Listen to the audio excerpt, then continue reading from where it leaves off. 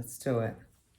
Hey, thanks for tuning in for football predictions and food and wine pairings with me, Francis. I'm finally back home, so I'm able to give a review where you'll get to see the wine much better, and I'm not running from one place to another. Now, I was right about the Patriots beating the New York Giants. I mean, that was kind of a gimme. And tonight's game is going to probably be a little bit more interesting. We're going to see the Dallas Cowboys, who are 6-5-1, in Detroit, taking on the Detroit Lions, who are 7-5. I'm taking Detroit in this game. They're at home.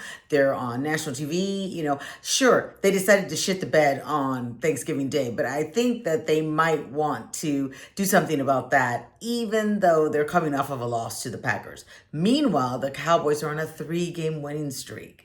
So many people are trying to, it's kind of a split. Like, many people are trying to take the Cowboys, but I don't trust the Cowboys. Even though Dak Prescott is putting up crazy numbers. He has 3,200 yards already and only 8 interceptions, which is really, really good compared to what Jared Goff has, which is only 2,170 in terms of yardage. And the Cowboys are going to have both CeeDee Lamb and George Pickens tonight available to them. So I could see why you would choose the Cowboys. I just don't trust the Cowboys enough to choose them tonight. So I'm going to go ahead and take the Lions.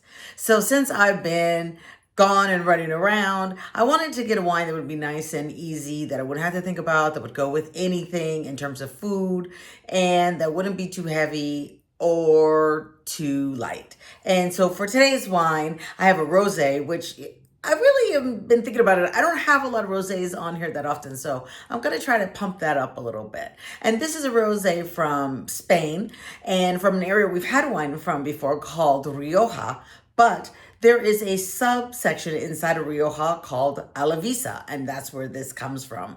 And it's important to note that the ground there is decidedly more clay and chalky than in other parts of Rioja. And this wine also has a grape I'd never heard of before, and then 2 that you're probably familiar with. All right, so today's wine is Vino Royale Rosado, that means rosé in Spanish, 2024. And the grape in here is 70% Veradura. Let me pause. That might not be right. Viura. So the grapes in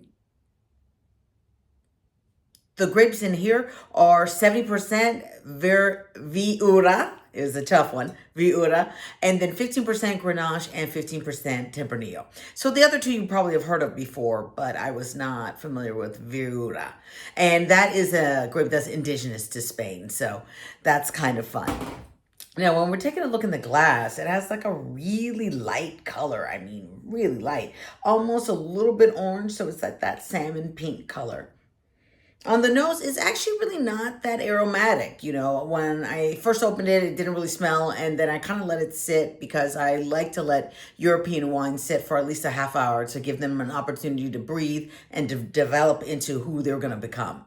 So it's really light. We're getting red berries and a little bit of lychee and just a really, really faint white flower. On the tongue,